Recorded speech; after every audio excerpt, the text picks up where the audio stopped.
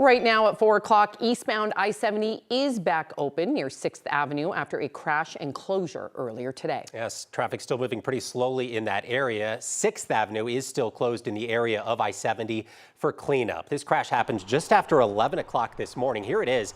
A semi carrying gravel hit another car, crashed through the side barriers and fell off the I-70 bridge over 6th Avenue. Diesel and gravel spilled all across 6th.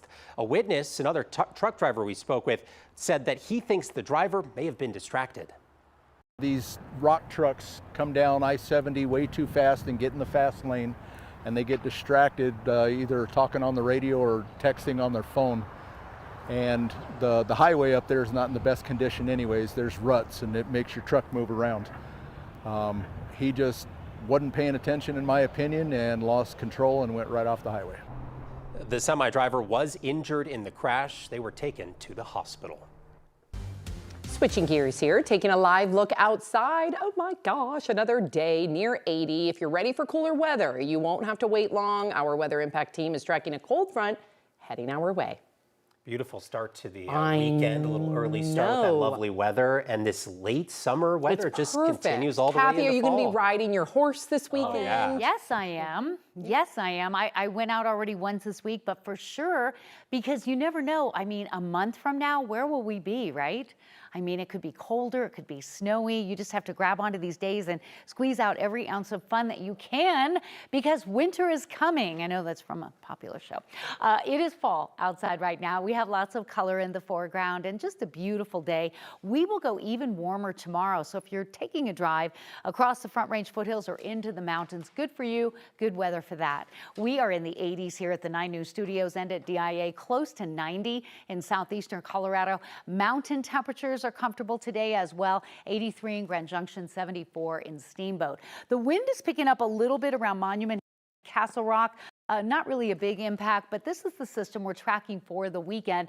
And this system here is the one that could bring a light dusting of snow to the higher peaks of Colorado and maybe offer a shower along with a cooler weather trend heading into the weekend. 80s now, dropping into the 60s by 10 o'clock. Weather headlines include, well, the nice, warm, dry beginning to the month of October. But that weekend storm, if your travel plans take you anywhere across the state, you want to stay tuned to that forecast. I'll have that in just a bit. All right, thanks, Kathy. Now to an update to a story we brought you yesterday at 4 o'clock. A 42-year-old man is facing felony charges for firing a gun inside his home near a school. The Douglas County Sheriff's Office says a bullet hit Ranch View Middle School around 11:15 yesterday morning. The man accidentally fired the gun, thinking it wasn't loaded at the time. That bullet went through the window of his home, then into a door at the nearby school. Thankfully, no one was hurt. The man is expected to be charged with illegal discharge of a firearm. Well, Loveland's mayor has called an emergency meeting tonight after the city's only overnight homeless shelter for adults was shut down earlier this week. Yeah, she wants city council to vote in favor of reopening the temporary shelter. Here's 9 News' Northern Colorado reporter, Amanda Gilbert. This is what's left of a place some called home. For Travis Belton, Loveland's temporary shelter was a safe space at night until Tuesday. I've lived in Loveland my whole life. I'm a Loveland native. The past few nights, advocates have worked with Travis to set up food and tents outside City Hall. I'm storing a friend's stuff over here, and then that's pretty much it. We just made it a sleeping quarters so far, you know. Near Travis's tent, Jay slept on this cot. It was painful. I couldn't get comfortable. Loveland Mayor Jackie Marsh feels this isn't right. In my opinion, it's a humanitarian crisis at this point. She is asking City Council to vote in an emergency meeting. Well, my hope is that we have a vote that returns the tents. The city manager indicated it would only take about 5 hours to reinstall the tents. Mayor Marsh is concerned because City Council is split. Because you have a very divided council, 4-4.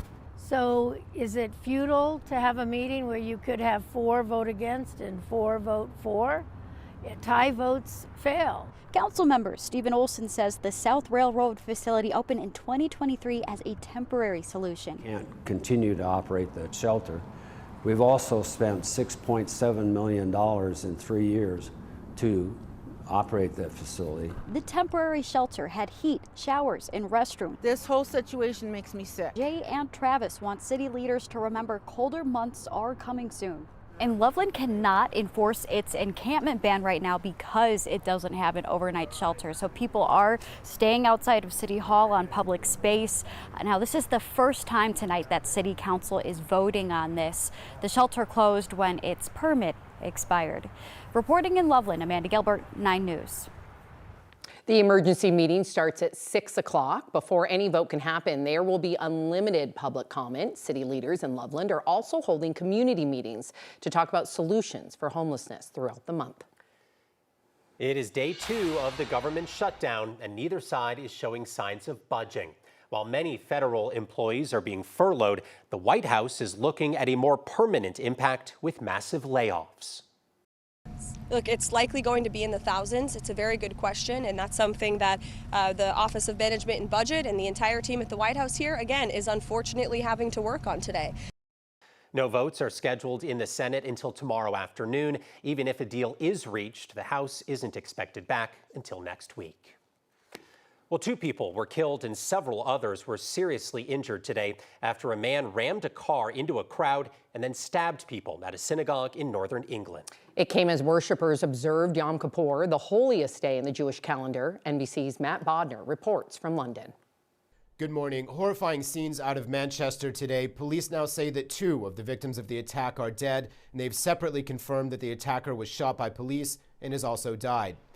We're still awaiting more details about today's attack, but it began this morning when police say that a car was used to attack members of the public, and this was followed by a stabbing incident. At least 4 people are being treated for injuries caused by the vehicle, as well as stab wounds. Manchester police are now on alert for attacks in other synagogues in the area, saying increased security measures have been put in place around those sites. It is, of course, the Jewish holiday of Yom Kippur. Here in London, we've also seen a statement from police announcing increased security measures around synagogues and in areas heavily populated by the Jewish community, though they have said there is no specific threat in London at this time. Prime Minister Keir Starmer was in Copenhagen when the attack took place. He is now on his way back to London to chair a meeting of his COBRA Emergency Situation Council.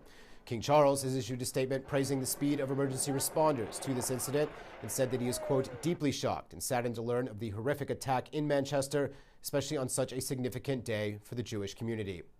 Matt Bodner, NBC News, London.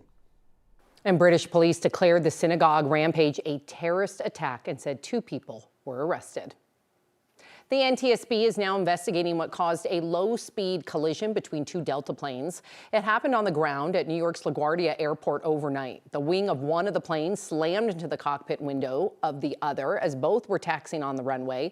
A flight attendant was hurt and taken to the hospital. No passengers were injured.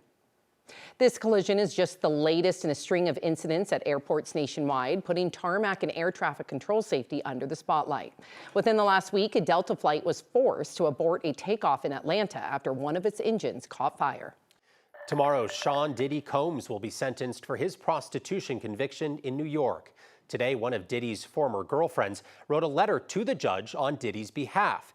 This woman is identified as victim number 3, but didn't take the stand in the trial. She told prosecutors she was not a victim, but they insisted she was. Today, the judge also granted a request from a former employee to speak at the sentencing. The woman alleged she was assaulted by Combs. Combs is facing 2 counts that carry a maximum sentence of 10 years in prison. Former Broncos quarterback Jay Cutler has started serving a DUI sentence. He was ordered to pay a $300 fine and forfeit his gun. His Tennessee driver's license was also revoked. The former NFL star will be on probation for a year. Cutler was arrested last October for a crash in Tennessee and then refused to take a roadside sobriety test. The Broncos are off to a 2-2 start this season, and their defense is holding strong. They've allowed the 2nd fewest points per game in the league. The Broncos D also has the most sacks in the league with 15. Nick Bonito is looking like a Defensive Player of the Year candidate. He's got 4.5 sacks, which is tied for 3rd by most by any player, and the Broncos will try to rack up more sacks against Philadelphia on Sunday. Should be a really good game. That's a really good team, an undefeated team over there. The Broncos, however, a couple last-second field goals away from being undefeated themselves. I know. We can do this. We'll see. And I think weather could be an impact for that game, so we'll check in with our team here for that coming up. Yeah.